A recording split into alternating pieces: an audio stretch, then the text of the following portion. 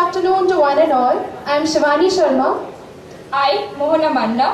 We are here to present our college, Merit Bhopal.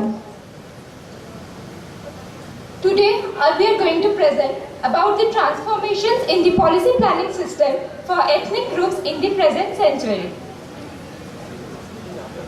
Shivani.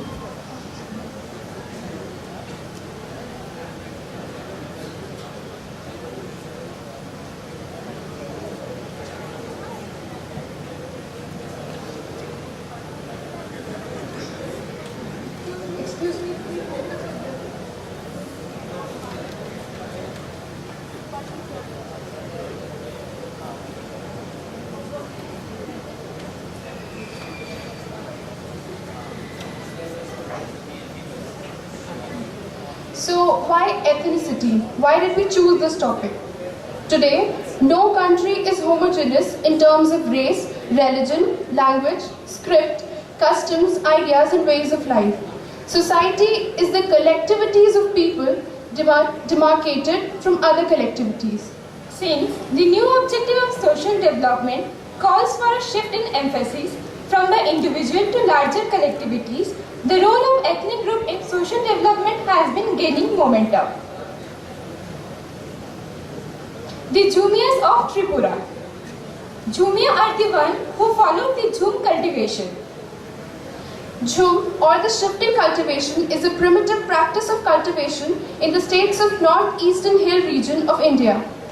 This involves clearing vegetative forest cover or slopes of hills, drying and burning it before onset of monsoon and cropping it on thereafter. The reason behind choosing the tribes of Tripura is because the less number of reduction of tribes in the state due to the influx of people from Bangladesh during the partition of Bengal, which led to the loss of self-identity of the tribes of Tripura. As we can see in the table, in 1901, the percentage of tribals in Tripura was 52.89, which soon reduced to 36.85 in 1951, that is soon after the independence. This triggered an alarm that the dignity and identity of the Jhumia tribes are somewhere at stake now. Hence, the government introduced a number of policies for their upliftment.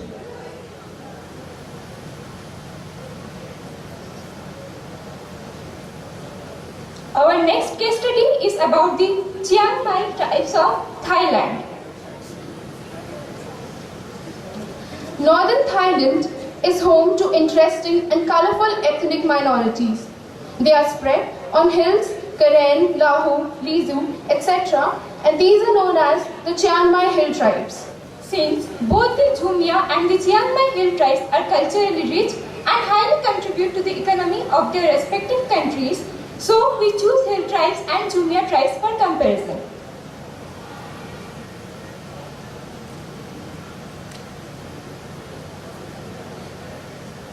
Unlike Tripura, there were obstacles in the way of hill tribe upliftment. Hill tribes living in the remote upland areas practice subsistence farming. There were instances like drug trafficking, etc. in the Myanmar border.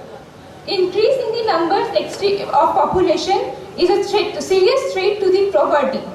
Hill tribe people also had issues with citizenship. Now we will have a glance at the Indian case study of Tripura. This is the policy implementation procedure in our country. Under the Constitution of India came the 6th schedule, which comprised of the 244 and the 275 article.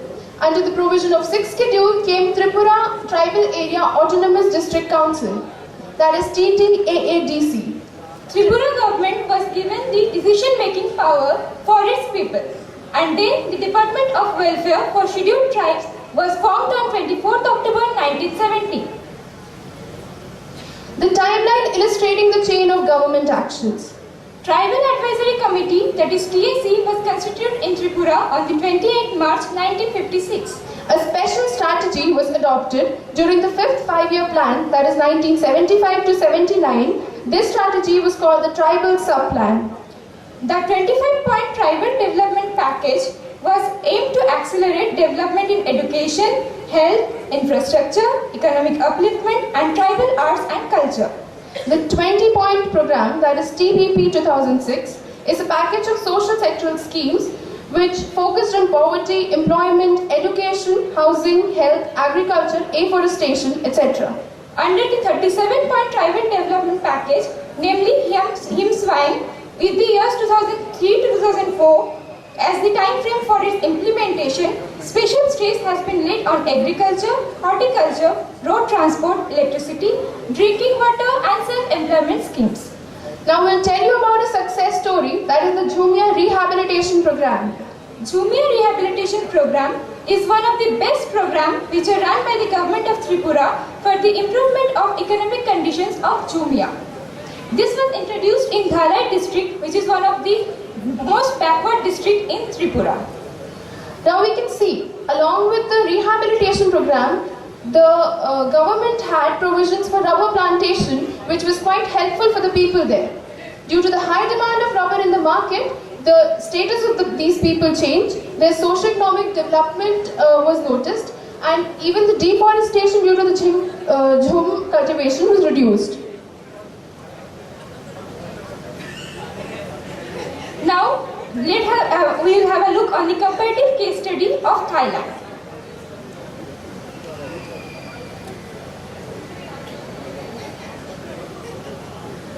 First initiative was to provide welfare in these remote areas in 1951. In 59, National Committee for Hill Tribes was established. On 6 July 1976, a cabinet resolution was taken to integrate hill tribes into the Thai state. Under the first and the second master plan, aspects were political and administrative affairs, socio-economic development, natural resources and environmental conditions. 8th National Social and Economic Plan provided the direction for the development of hill tribes to be self-reliant and improve their quality of life. Under the 9th plan, the main emphasis on balanced development of human, social, economic and environmental resources. Now, unlike the Tripura tribes, the hill tribe relocation policy proved to be a failure. We'll tell you why. Hill tribes practice slash and burn cultivation. This led to destruction of national forests in Thailand, according to the government of India. That's why government decided to resettle them in the lowland areas. The major problems that were seen arising due to resettlement was the moving cost and migration control. Now, 3 times since 1960 has the government adopted a policy of relocation which failed each time. Now we'll compare the current status of both the studies. In Thailand, relocating the tribes from highland areas to lowland areas where without any warning, government even imposed the movement cost on them. While after the rehabilitation of Jumia tribes, they saw dramatic development for a short period. We'll show this to you with the use of a video. Could you please play it?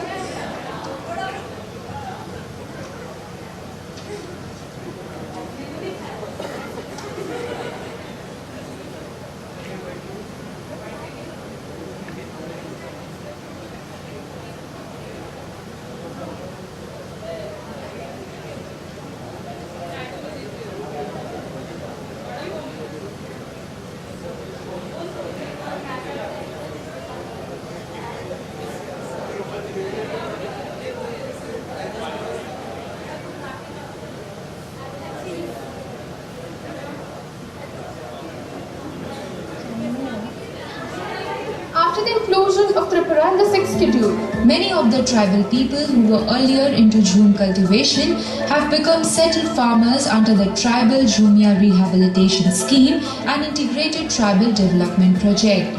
Many of them have taken up rubber cultivation. Many of the villagers have taken up piggery and poultry farming to earn additional income. Classroom in the village that once used to be empty have full attendance now. Under 25-point and 37-point package program, infrastructure have been upgraded. Students are now provided with books and stationery.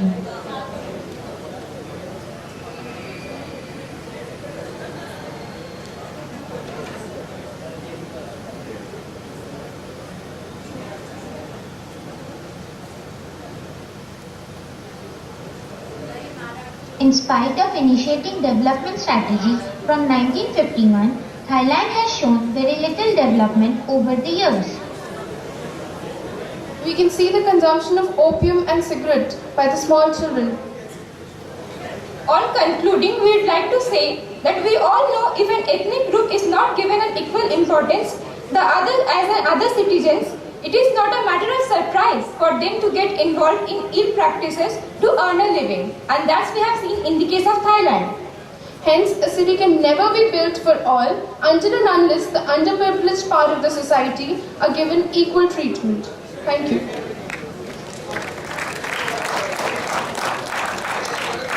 The jury will now ask their question.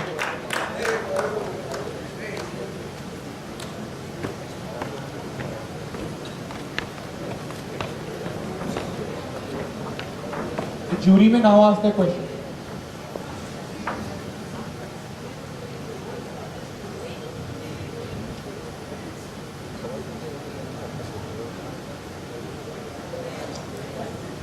It's good to see an example where you are comparing Indian condition with a foreign condition and assessing Indian as higher than. So this is for the first time in the entire day that we are seeing a good Indian example. Ma'am, actually, if we could complete the slides, we have given this example that the Indian practice is a good practice and it could be used as an ideal condition for the other tribes of the India as well as the Thailand tribes as well.